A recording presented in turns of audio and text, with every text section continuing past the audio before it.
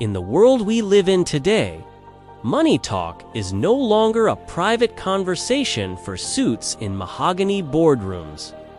It's the undisputed hero of family dinners, the heated debate at local coffee shops, and the anxious whisper in a morning commute. But while everyone talks about the price of the dollar or the euro, very few asked the real question: what is a currency, really?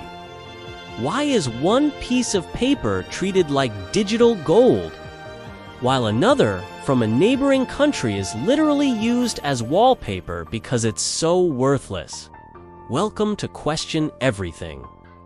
Today, we peeling back the layers of the global financial system to see who's actually winning the currency war, and why the most expensive currency might actually be the weakest weapon in the room. To understand currency, you have to stop thinking of it as money and start thinking of it as a commodity, just like oil, wheat, or even tomatoes. If a farmer floods the market with 10 million tomatoes and nobody wants to make salad that day, the price of a tomato drops to zero. Currency works exactly the same way. If a central bank prints billions of notes but the world has no reason to hold them, that currency dies in the market. But here's where it gets interesting. Why does the world want some currencies and ignore others? It comes down to two things: necessity and production. If a country produces something you can't live without, like the semiconductors in your iPhone, the oil in your car, or the grain in your bread, they dictate the rules. They tell the world, if you want our goods, you must pay in our currency. Suddenly, everyone is rushing to buy that paper just to get the product. The currency's value isn't in the ink. It's in the industrial machine standing behind it. But production is only half the story. The other half is a much more fragile thing: trust. After World War II, the United States made the world an offer they couldn't refuse. They said, "Don't bother carrying heavy gold bars across the ocean to trade. Just hold our dollars.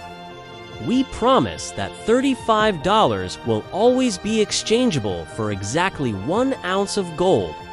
The world agreed. For decades, the dollar was as good as gold. Until 1971, facing economic pressure, President Richard Nixon unilaterally ended the gold standard. He basically told the world, "Remember that gold we promised?" The dollar is now backed by nothing but the full faith and credit of the US government. It was the ultimate "it's not you, it's me" breakup, but the world was already too deep. Every central bank, every contract, and every oil deal was denominated in dollars. The world was trapped in the dollar system. And that is why today, even without gold, the US dollar remains the undisputed king of global trade. Let's address the biggest misconception in finance. Is a high price a sign of a strong economy? At the time of this recording, one Kuwaiti dinar is worth over $3. Does that mean Kuwait has a stronger economy than the US? No, it simply means Kuwait is a small, wealthy nation with massive oil reserves that cover a very limited amount of printed money. It's an expensive currency, but it doesn't rule the world.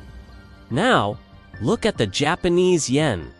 It looks cheap compared to the dollar, but Japan is the 4th largest economy on Earth. Why is their money so cheap? 'Cause Japan and China do something brilliant. they intentionally keep their currency weak, okay?